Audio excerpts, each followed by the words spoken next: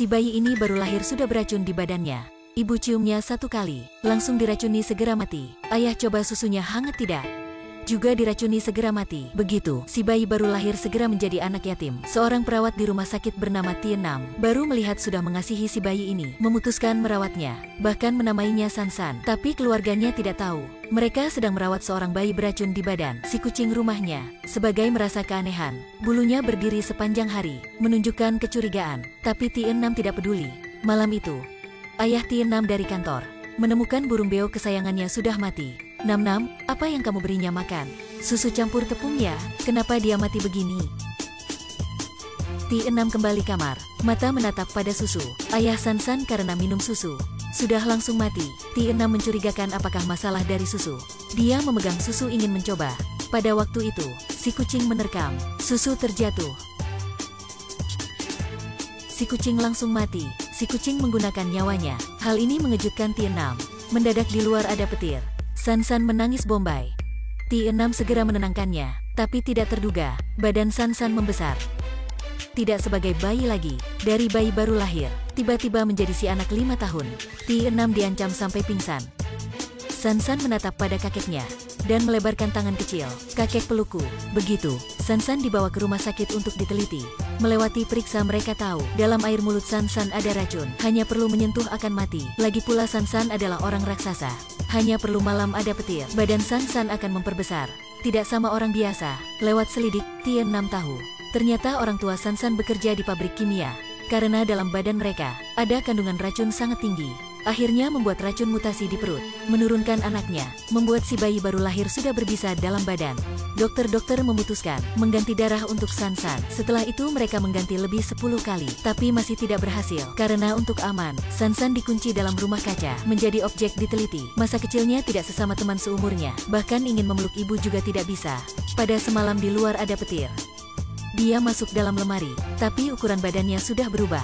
Menjadi seorang anak berumur 10 tahun, Sansan semakin marah. Dia memegang alat memecahkan kaca. Setelah itu berteriak dan terjatuh dalam koma. Sansan berbaring di katil. Kandungan racun dalam tubuh semakin parah. Bahkan air mata juga beracun. Air matanya mengapi bantal. Waktu berlalu cepat. Sudah siap ke tahun baru. Tienam mengantar Sansan ke rumah makan malam sebelum tahun baru. Tapi karena untuk hindari racun, jadi mereka membagi menjadi 2 meja. Sansan melihat mereka makan senang di sana. Dalam hatinya sedikit sedih. Malam itu terus ada petir. Badan Sansan memperbesar. Dia menjadi seorang pria kuat. Ibu. Dengan badan cepat besar, jumlah racun dalam badannya semakin naik. Sekarang bahkan di kulit Sansan juga beracun. Hari itu dia melihat ibu Tienam menyiram bunga. Segera membantu. Tapi tangan baru menyentuh botol air sebagai sedang mendidih. Ternyata racun dari tangan masuk air. Bunga-bunga disiram semuanya mati. Bunga-bunga ibu suka sudah mati. Dia ingin membersihkan tangannya. Sansan sepenuhnya patah hati. Dia membenci dirinya, membenci dunia ini. Sansan menggunakan tongkat memecahkan semua bunga. Giginya juga memperpanjang. Sansan hilang pikiran menyerang Tienam. Tentara segera datang mengontrol situasi. Ada orang menyerang Sansan dari belakang. Hasilnya terluka dan terjatuh. Dia juga diracuni sampai mati.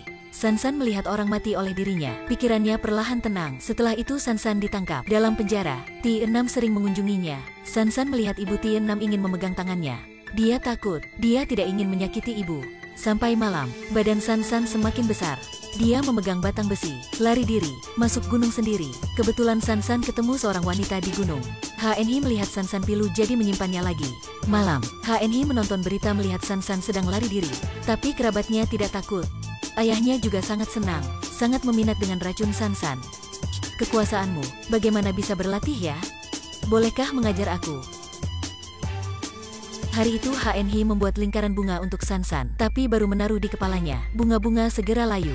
HNI berkata, di sini sungai banyak, bisa membersihkan racun di sana. Sansan mencoba ke sungai, tapi baru turun. Air dalam danau sudah ubah warna. Ikan mati menghanyut ke tepi. Cuaca berubah tiba-tiba ada petir. Sansan menjadi gila lagi. Mukanya menjadi menakutkan. Gigi taring memperpanjang. Sebagai monster hilang pikiran, Sansan marah berteriak. Melihat bentuknya sekarang, HNI merasa dia sangat pilu. Dia dengan diam dekatinya. Dengan diam mencium di pipinya. Sansan merangkak kepala. Di muka sangat terkejut. Dia berpikir racun dalam tubuhnya sudah habis. Tapi segera, HNI sudah mati dalam pelukannya. Tidak pernah kembali lagi. Sansan melihat si gadis dia cinta sudah berpulang. Mungkin kehidupan tidak bermakna lagi. Dia membawa HNI dalam waktu lama. Rumput diinjak, sudah dibakar. Tentara mencari Sansan di mana-mana. Akhirnya Sansan ke puncak gunung. Dalam keputusasaan langit ada petir. Kembali dengan langit tanah. Petir mengantarnya ke dunia. Petir juga mengantarnya pergi. Inilah kehidupan pendek dan aneh Sansan. Film hari ini sampai sini. Terima kasih semuanya sudah mengikuti Page. Sampai jumpa kalian pada film selanjutnya.